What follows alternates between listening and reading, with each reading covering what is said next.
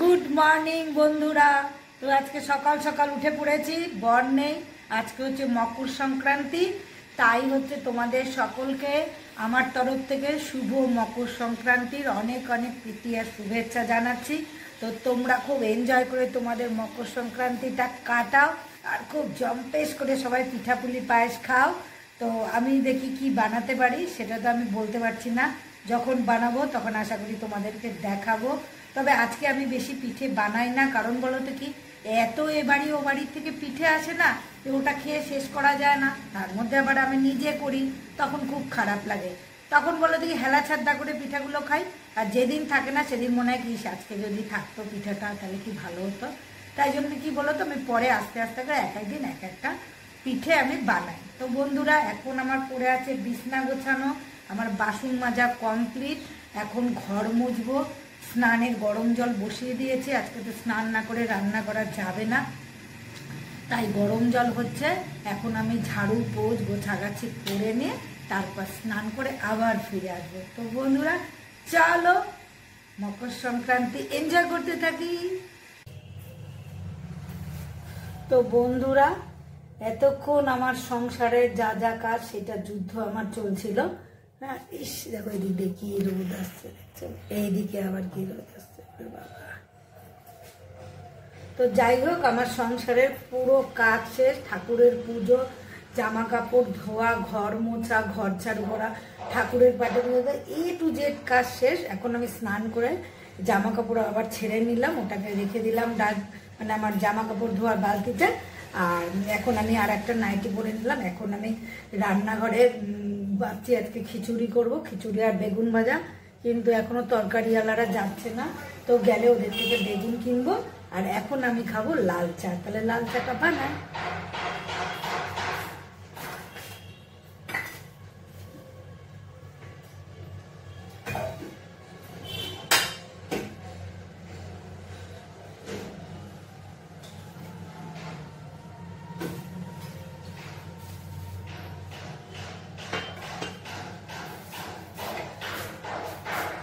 লাল চাটা বসিয়ে দিলাম, এখন লাল চাটা হবে, খেয়ে তারপরে কাটাকাটি করে আমি ভাবছি সব তরকারি দিয়ে একটা খিচুড়ি বানাবো। আর পায়েস আছে আর মিষ্টি আছে, ভাবছি কটা লুচিও বানাবো। তাহলে আমি কাজটা করে আবার ফিরে আসছি তোমাদের সঙ্গে গল্প করতে। তবের থেকে আমি জানতে পেরেছিলাম যে এই রকম তেল মাখলে কিন্তু চুলটাকে খুব সুন্দর মেনটেন করা যায়। তবের থেকে কিন্তু আমি দেখো আমার এই ঘন লম্বা চুল কিন্তু আমি এই তেলটা মেখেই সবসময় মেনটেন করি। তো বন্ধুরা তাহলে সঙ্গে থাকো আর দেখো আমি কিভাবে তেলটা বানাই। তো দেখো আমি তেল বানানোর জন্য কি কি নিয়েছি। এই জবা ফুলগুলো আমি বাইরের থেকে কিনে নিয়ে এসেছি। এই যে কালো জিরে নিয়েছি, মেথি নিয়েছি, আর এখানে নিয়েছি এই যে কারি পাতা, এই দেখো কারি পাতা, আর এখানে আছে হচ্ছে নিম পাতা। নিম পাতাটা আমি দিই তার কেন বলো তো, যদি তোমাদের কারোর ড্যান্ড্রফ থাকে, যদিও সবগুলো দিলেই ড্যান্ড্রফের ভীষণ উপকার হয়, তবুও আমি নিম পাতাটা অবশ্যই আমি এই তেলটার মধ্যে দিই। আর এই দেখো বড় একটা তেল কিনে নিয়েছি। তো এখন আমি বানাবো তেল। তো দেখো এই যে কড়াইয়ের মধ্যে আমি কড়াইটা আমি উনুনে মানে গ্যাসের মধ্যে বসিয়ে দিয়েছি।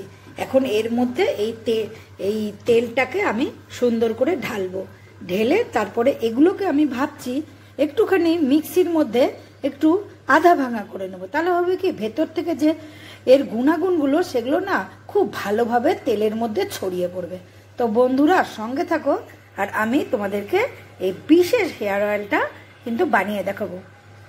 বন্ধুরা একটা কথা মনে রাখতে হবে যে তেল বানানোর সময় কিন্তু তোমরা জবা ফুলের এই যে রেণুটা আর এইটা ফেলে দেবে। এখন আমি এটাকে মনে করো একটু আধা ভাঙা করে নেব, তাহলে সঙ্গে থাকো। তো এই তেলটা বসিয়ে দিয়েছি, এখন সবকিছু দিয়ে তো এই যে আঁচটা নিভু নিভু করে দিয়েছি। এখন এটা লোহার কড়াইয়ের মধ্যে এই তেলটা করলে কিন্তু সবচেয়ে বেশি উপকার হয়। তো তোমরা চেষ্টা করবে লোহার কড়াই করতে। এই যে সব কিছু দিয়ে দিয়েছি, প্রথমে আমি একটুখানি গ্যাসের আঁচটাকে একটু বাড়িয়ে নেব। একটু এই দেখো ফোটা শুরু হয়ে গেছে, আর একটু দেখেই তারপরে কিন্তু আমি গ্যাসটা কমিয়ে দেব। তারপরে এই তেলটা কিন্তু অল্প আছেই আস্তে আস্তে করে, যে এখন আমি কমিয়ে দিচ্ছি, এই যে কমিয়ে দিলাম।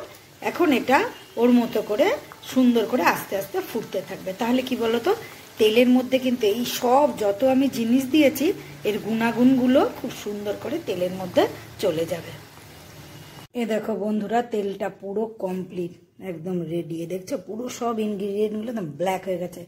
এটা এখন সারা রাত আমি রেখে দেবো, কালকে গিয়ে বটলিং করব। তো বন্ধুরা, আমি গেছিলাম একটু মদন বাড়িতে। তো হঠাৎ করে আমার মনে পড়লো, আরে আমি তো মকর সংক্রান্তির দিন মদন বাড়িতে যে গরিব মানুষরা বসে থাকে তাদেরকে একটু টাকা বা পয়সা দেবো ভেবেছিলাম। তো এখন তো পয়সা তো আর কিছু হয় না, তাই গেলাম, সবাইকে একটু টাকা দিয়ে আসলাম, দিয়ে মা বাবাকে দর্শন করে আসলাম। আমার মনটা এখন একদম শান্তি লাগছে, যে বলেছিলাম সেই কথাটা যদি আমি না রাখতাম কীরকম লাগতো নিজের কাছে। তো যাজ্ঞা আমার খুব সুন্দরভাবে সবাইকে দেওয়া হয়ে গেছে। তো চলো বন্ধুরা, এখন আমি ঘরে যাই। তো বন্ধুরা, ঝড়ের বেগে আমার বরেস ও বাজারেই যেত কালেকশানে, তো ওর সঙ্গে ঝটপট বেরিয়ে গেলাম আমি। গিয়ে আমার যেটা মনের ইচ্ছা ছিল সেটা তো আমি পূর্ণ করে আসলাম। বাবা এসেই কিন্তু দৌড়ে গিয়ে আমি হাঁড়িতে ভাত আর আলু সিদ্ধ বসিয়ে দিলাম। আজকে রাত্রিবেলায় আলু সিদ্ধ ভাত আর ঘি দেবো আর পাঁপড় ভাজবো, ব্যাস এটাই আজকের খাওয়া। তো বন্ধুরা, আজকে সারাদিন প্রচণ্ড দৌড়ঝাঁপের মধ্যে দিয়ে ভালোভাবে দিনটা আমি কাটালাম। তো সঙ্গে থাকো আর দেখতে থাকো। বন্ধুরা, খাওয়া দাওয়া একদম কমপ্লিট।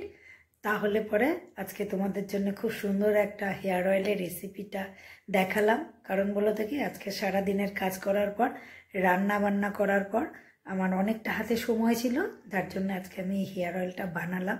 আর এই হেয়ার অয়েলটা আমার কাছ থেকে অনেকেই চাচ্ছে যে আমাকেও দিও আমাকেও দিও করে। তো এটা আমি অনেক দিন ধরেই এই হেয়ার অয়েলটা, আজ মনে করো 6-7 বছর ধরে বানাই, এবং যারা আমার কাছে মনে করো চায় তাদেরকে তো অবশ্যই আমি দিই। তো যাই হোক, সবাই মেখেও বলে খুবই ভালো তেলটা। তো যাই হোক, তোমাদের সঙ্গে তাই আজকে এই রেসিপিটা শেয়ার করলাম। তো তোমাদের যদি ভালো লাগে অবশ্যই তোমাদের প্রিয়জনদের কাছে এটা শেয়ার করো। আর বলো তো কি, চ্যানেলটা সাবস্ক্রাইব করে আমার সঙ্গে থেকো। তো ব্লগের মধ্যেও যে মানুষকে ভালো ভালো জিনিসের ইনফরমেশনটা দেওয়া যায়, সেটা আমার চ্যানেলে আসলে তোমরা সেটা দেখতে পারবে। নানান ধরনের ইনফরমেশন কিন্তু আমি আমার চ্যানেলে ব্লগের মাধ্যমে তোমাদেরকে দেবো। মানে কি করলে তোমাদের সংসারে ভালো হবে, কোনটা কি করলে তোমাদের চুল ভালো হবে, কি করলে তোমাদের ত্বক ভালো হবে, এরকম কিন্তু হামেশাই আমি আমার ভিডিওর মধ্যে এইসব টিপসগুলো দিতে থাকবো। তো বন্ধুরা, আজকে তো এবাড়ি ও বাড়ির থেকে অনেক পিঠে এসেছে, তাই আমি আর পিঠে বানানো তোমাদের দেখালাম না। তো আমি যেদিনকে পিঠে বানাবো সেদিন অবশ্যই তোমাদেরকে আমি কি কি পিঠে বানাবো সেগুলো অবশ্যই তোমাদেরকে শেয়ার করব। তো বন্ধুরা, আজকে আর ভিডিওটা বেশি বড় করছি না, তাহলে আজকের মতো ভিডিওটা আমি এখানেই শেষ করছি। তো আবারও তোমাদেরকে বলছি হচ্ছে হ্যাপি মকর সংক্রান্তি। আশা করি তোমরা সকলেই মকর সংক্রান্তিটা খুবই ভালো করে কাটিয়েছো, আমিও খুব ভালো করে কাটিয়েছি। তো বন্ধুরা, আজকের মতো ভিডিওটা আমি এখানেই শেষ করছি। Tata, sweet dream.